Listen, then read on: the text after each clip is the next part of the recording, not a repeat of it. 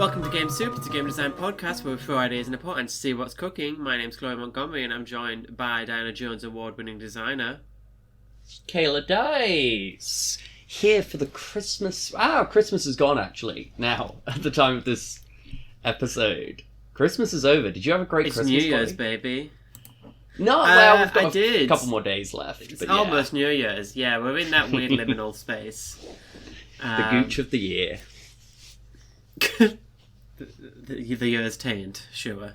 Yeah. We may as well pull back the curtain, because we'll probably reference it. We're recording this, 19th? So before last week's episode is out, we're recording this. I've done Rift Fair properly. I know last week I said I'd done it. That was kayfabe.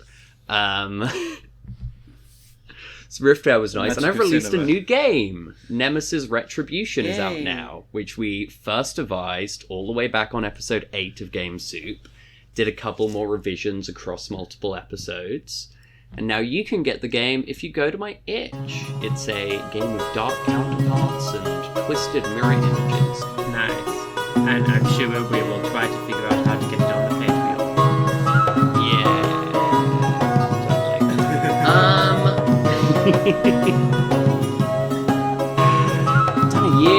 Another year of Game Soup is almost in the can. Yeah. So that's you had a good time, Chloe? Yeah, I'm enjoying the pod. Let's do it another year. Go another year. Yeah, let's go another year. How's your year been? My year's been... I don't really remember it, honestly. My head has been a shed this entire year. Not as bad as it has been previously, but... You know, I just have lots of gaps in my memory this year. So, waking up at 2 to 4 a.m. every day for work will do that for you. Yeah. The nocturnal period is sort of a bit of a shadow to you. I had a weird year. Yeah? Yeah, I don't know. I just had a lot of strange ups and downs. If you go to, my newsletter, people can now read, this month's late newsletter came out and had a lot of stuff on my year where I sort of broke everything down and I was like, I am doing too much, which is impressive, but also I talked a bit about what I want to do next year, which is a lot of slowing down. I don't have whatever my next Kickstarter will be solidly planned. I know I'll do one at some point. I'm not going to be like, no, never again. But I'm just going to take my time with it. I'll probably be working on that space noir thing, but I want to slow down a little, take some sort of personal time. Personal time sounds dramatic. I'm not going on a sabbatical. I'm just trying to shift a bit of how I work, I guess. Yeah. So what are your goals? You want to do this noir thing? Anything else in the pipeline? I think I mentioned before, I'm going to work on starting an actual Patreon. Doing a noir thing, I want to sort of slow that. Mainly just trying... I think my focus with the noir thing is not, I want to get this noir thing done and out and kickstarted. It's, I want to take my time with a project. I think this project is a nice one to explore taking my time with. And I also, whenever I do that next Kickstarter, want to rejig a lot of how I approach it. Just to, I guess, try and have a bit of sort of a better mindset around it. Yeah, I want to try out a Patreon. I want to explore getting more sort of playtest things and quick start stuff out and iterating on design in a more sort of public forum. I think could be interesting.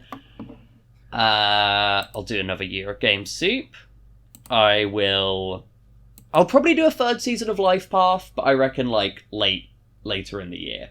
Yeah. And is there anything else I sort of have solidly planned? I think sometime in January, this could be a segue to a first segment.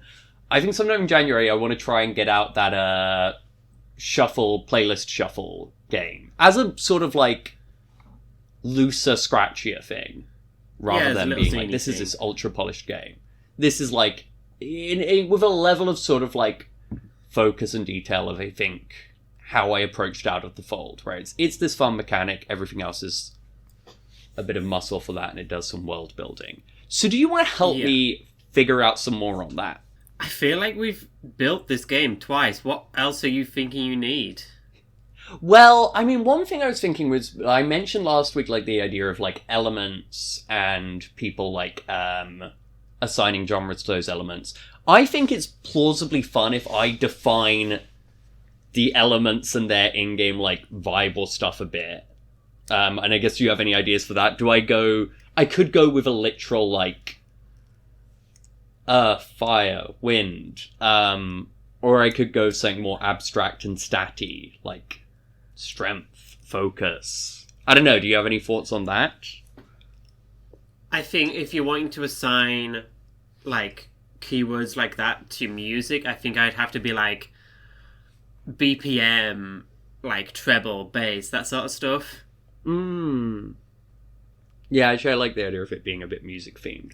I also thought of one thing. I said before, like, the rock, paper, scissors thing. I still like the idea of that. I also like the idea that maybe every element has, like, one ability, and it's like, yeah, you can go to do, like, the more active ability, but you don't know if you're going to get it. You might get something else. So that could be stuff like, I don't know, prophecy or visions. The actual thing I wanted to, like, I guess, ask you, because I'm a bit stuck on this point, is, like, I think with this game being a bit of experiment, it would benefit from, in the same way Out of the Fold did, of having, like, a structure of, like, this many sort of scenes, this is how you frame a scene, this is who introduces the obstacle. I think I could be agnostic in the writing on whether it's a GM game or a rotating GM game. I think I could write both of those easily. But what I was wondering is what the plot is. Like, one idea I had was, like, oh, could it be you are people journeying into the underworld to rescue someone, and it's got a kind of, like, Orpheus and Eurydice vibe? Yeah. Or is it, like, you're maybe doing a heist? Maybe it's, like, you know, you are independent artists who are gonna heist money from, like, your Spotify equivalent, but I give it all a bit of a sort of fantasy magic twist. No, I think I like the idea of it's like modern musicians or something.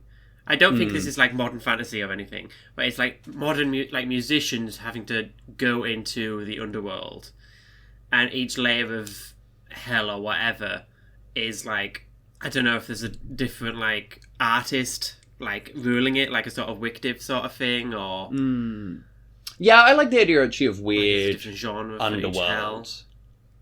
I like the idea of doing a similar thing to what I did with Out of the Fold, where I go like, hey, here are some like key facts about the setting. Like literally just the setting. So here are some key facts about the underworld, like layers or whatever. But then it's like, hey, as a group, collaboratively world build the underworld out a bit, and then that's going to help you when you frame scenes. Similarly, I think this is also like a nice thing of scaling this game and keeping it small. Like, I don't go into setting stuff. I just do tight world building. Yeah, if you make it part procedures. Of play, then that enhances the game. Rather than, well, actually this bit's ruled by Taylor Swift, and I don't really know much about Taylor Swift, so we'll skip this bit. Yeah. So this is, I guess, then a last question I have on this, and then we can wrap on this game. Oh, we included a title in the episode, but we didn't actually mention it, because I said, I did have a title, but I just, in conversation, I kept saying, the playlist shuffle game. To some extent, I like the idea here of just experimenting with stuff I thought would be interesting to do with a game, but I don't necessarily want to build a whole game around it, so I liked the idea of having a title that sounded more abstract and almost album-y. So what I'd pitched and what was in the episode description was just a sound recording of a heart. I think I said overflowing. I think in other things I've written sound recording of a heart bursting. I think overflowing works better, but... Fair. It gives it a sort of nice abstract. And I think I want to try maybe some, like, different ways of doing layout that maybe draw on some, like, the way literary covers and stuff are put together could be fun. Oh, I was going to pitch it. It's like a CD booklet that you get inside a... Yeah. I think, and this is another thing where, in the interest of scaling this project, if it's just something I want to do in, like, January or February as an almost, like, breather or whatever, would be, I could do it for Record Collection, if that runs again. It probably always usually does. I love Record Collection Jam. It was kind of where I got my start. It's where Swamp Creature came from. Huh.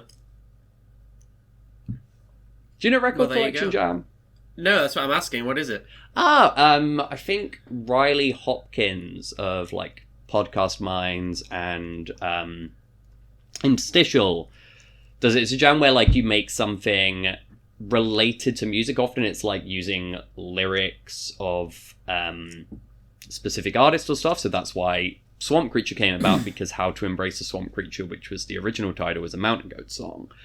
I also did another small thing once, which was like based on an artist I like, and Infinite Dance Floor was a record collection jam game as well, because I was like, it uses the music of this specific artist. So yeah, you can find loads of them. It's usually just like record collection jam 2K to whatever. But yeah, my last question on this was like, what is the ending of this game? Like, do you think you succeed? Or is it like the Orpheus thing of like, you will meet whoever you were looking for in the underworld, and you are doomed to fail to take them out for whatever reason? Whether it's like they've already passed on, or they don't want to leave, or there is a catch that you're going to fail, like the looking back thing. Or do you think this is a game where you can win at being Orpheus? If I was Orpheus, I would simply do it better. Yeah. I think it would be cool to not... Like, my game designer brain is like, oh, wouldn't it be cool if the game doesn't actually say how you get out of hell?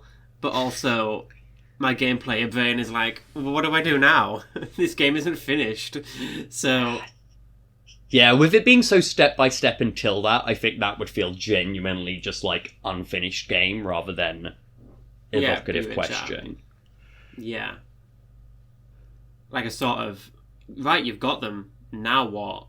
And then maybe there's a bunch of ideas. I think also maybe to some extent, maybe it's a more sort of open thing in the same way the world building stuff from the start works. And maybe that's a nice like gameplay loop. It kind of wraps your procedures up a bit. I also reckon like there'll probably be a section where it's like, who is the person you're all going into hell for? And like, I think the fact that you are a group rather than an individual, mostly, you could easily play this game as a 2-player game, obviously.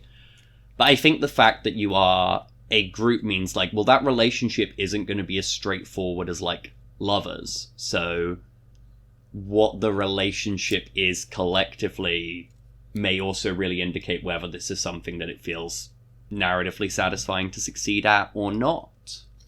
Yeah. I think it's fun. Thank you, Chloe. You've helped me figure out some stuff I want to do with this game idea. And just like in Nemesis Retribution, you'll get a thank you in the credits. Whoa.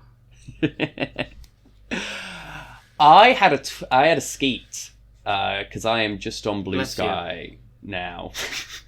I'm not just on Blue Sky. I'm also on Tumblr, Insta, and TikTok. But I'm gone from Twitter. Elon got you. I felt so bummed out every time I was checking Twitter during the TDL2 campaign, and also I was like, both in a sort of, I don't like that I keep checking Twitter during this thing that's stressful crowdfunding, but also I was like, this is so much more doom scrolling than anything else. So I deactivated it initially with the idea of like, oh look, I know that's maybe annoying promotionally, but I can just go in and reactivate, and maybe it just breaks my habit of checking it when I'm bored, almost as a stim. But I so didn't miss it that I just let the 30 days go by. So I think my account is deleted now. No, I mean, I still have my account on there, but it's just like, go look at my Blue Sky if you want updates. Yeah.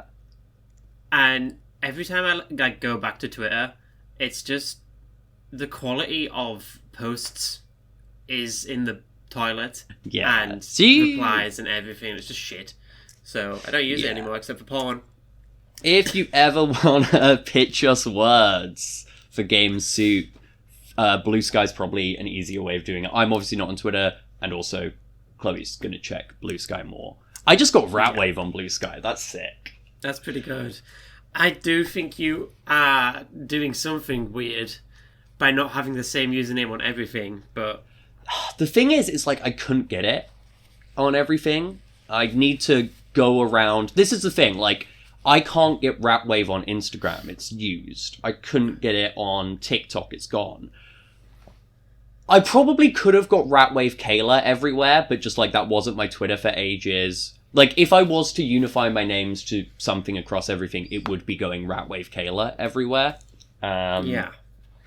As it is, that's why I have the socials link and stuff. But anyway, I had a skeet where I said, let me see if I can find the exact wording on it. I'll need to scroll back through my notifications, as I'm so popular on Blue Sky now. Popular. I am so much more popular on Blue Sky than I was on Twitter, which is great. I now have more followers than my boyfriend. He used to have more followers than me. The clout gap in this relationship has swung back to my side of things. You're probably in, like, multiple starter packs, aren't you? Yeah, I got in there early. I'm 1,000 there now, baby. Yeah, so my post was, this is a return to unethical game design. There's almost a defo, a TTRPG you can make where you build your characters using the art on random clipper lighters, but it would also defo spark smoking discourse. This is the one where Grant Howitt posted a really confusing reply, isn't it? Oh yes, Grant replied to me just saying, like, not like you to shy away from controversy. It's like, I feel like you shy away, but... I mean, I think it's very understandable to look at Transgender Deathmatch Legend 2 and go, Kayla is a bitch who's unafraid of controversy. You know, there's a thinly veiled reference to a real-life politician in that game where you have the ability to kick his fucking head in. Like... Oh, wow, fair enough. But it is true. I am not... This is the thing. I think if I like an idea, I'll do it regardless if I think it's controversial, but I don't necessarily go seeking it. My reply to that was I should write this game to figure out if I'm still young enough to become the enfant terrible of TTRPGs. But do you know what I mean when I say clipper lighters? Yes, I used to sell them at WH Smith's. Of course. And so if anyone doesn't know this, Google, like, clipper lighter arc, and... yeah, you'll get a sense of what kind of stuff is up there. This was sparked, I keep saying sparked like it's a very funny pun. I got a new lighter which was Zombie Ant was the art on it, and it was just labelled that, and I was like, Zombie Ant would dominate in Clipper Paddle Pocket, or whatever it is. So, I pose to you, what is Clipper Paddle Pocket?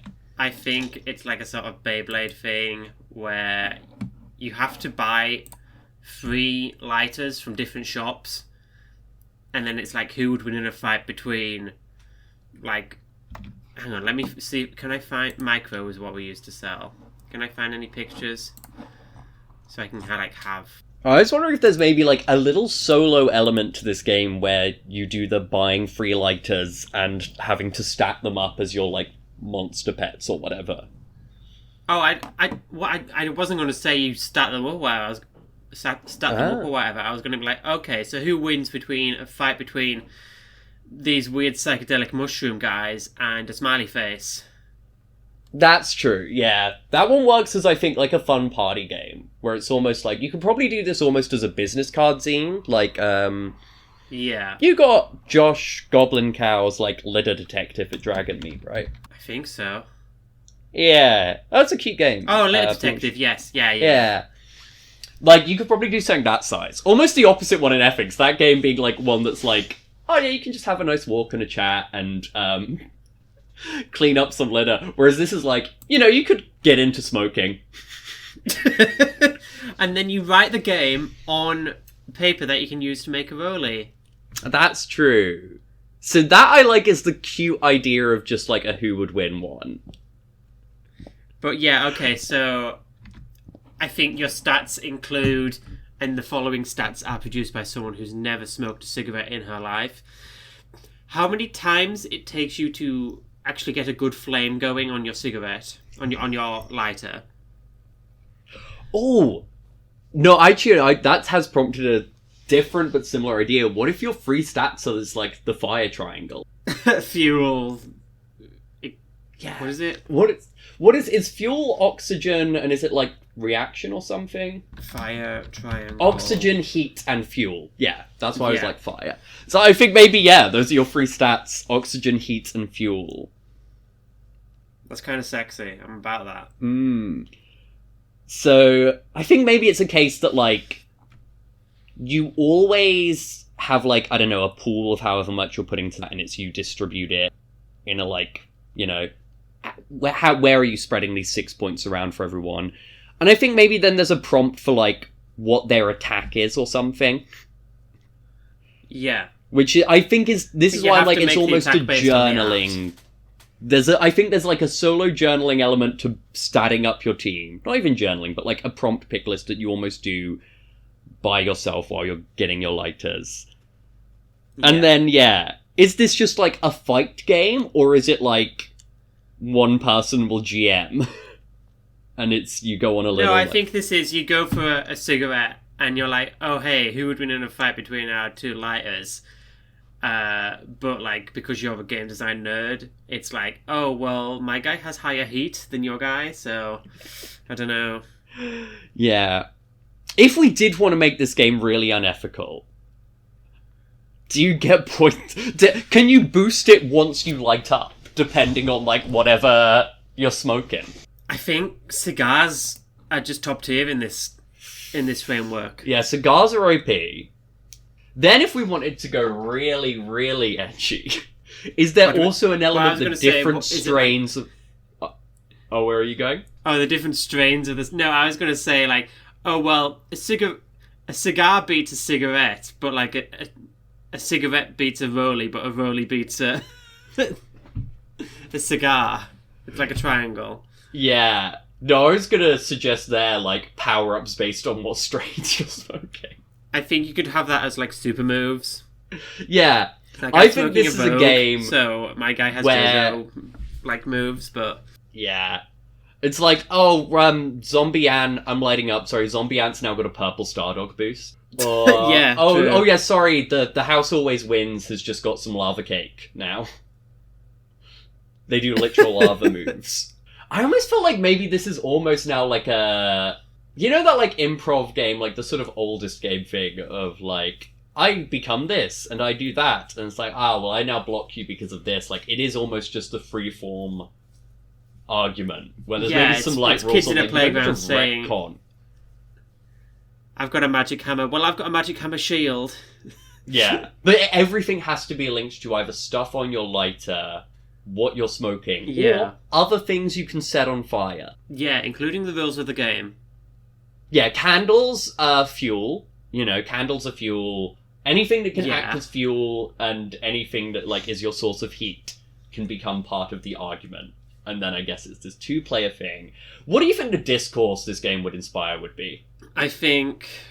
and how different do you think the discourse would be if it was made by cis men? Oh, I think it would be cool if it was made by cis men. I think you'd get cancelled if you were you. Yeah, this is the thing. I'd get so cancelled. I'd somehow be accused of, like, indoctrinating the young, in spite of the fact I do not think my audience is young at all. Trans witch says smoking is cool. Yeah. I need a cis man cover identity. Not a cover identity. I need a cis man to be the face of this game. Yeah, let's see if Grant's willing to do it. Yeah. Just need someone to be like, He's I'll got write nothing this. He'd survive the controversy of Clipper Battle Pocket, which I like as the name enough. Yeah. Clipper Pocket Battle or Battle Pocket? Oh my god, I forgot we went into this episode. I have attack podcasts from Rift Fair. Well, let's do that next time. Next time in the new year? Possibly. Who knows? Yeah. We haven't quite worked out our schedule. Okay, yeah. So look forward to that. I did some attack podcasting at Rift Fair. Rift Fair was fun. Like, it was slowish, but it sold a lot of zines. It completely blew, because of the last two cons in a row, I'd had this theory of, like, okay, To Embrace a Swamp Creature's sales are getting cannibalized a bit by Psycho Dungeon, which made sense to me, because, like, they have a lot of a similar sort of like emotional heart and like messy, flawed character appeal, and often like, oh, the playbooks are like tackling specific things, but Psycho Dungeon then presents that in a dungeon crawling, like, the more popular, but Swamp Creature picked up on people. I don't know. Cons are weird. I don't think you can ever predict what will be the most popular. So that's our advice for people going to conventions. Just bring everything. My other advice, knee pads are great. If you've got tits, boob tape is great for a one-day con. Stretching is good. Just doing a stretch before a thing. People say verticality is important, but I will throw it out that I think verticality of a person can be useful. Like, at Rift Fair, I got on a bar stool instead of, like, sitting down on a chair, and I do feel that helps my sales a lot. I don't mean to cut you off, but all of these tips also do apply to sex. A stool... Verticality is good? Verticality is important. Knee pads, boob tape, drink lots of water... Do it in the basement. Water is important. I would say, bringing some snacks is useful. If you do a con by yourself and you're used to usually doing cons with your boyfriend, you're probably going to be a bit stir-crazy and just talking out loud to yourself a lot. That also works about sex. Well, I now feel we've moved from sex to masturbating.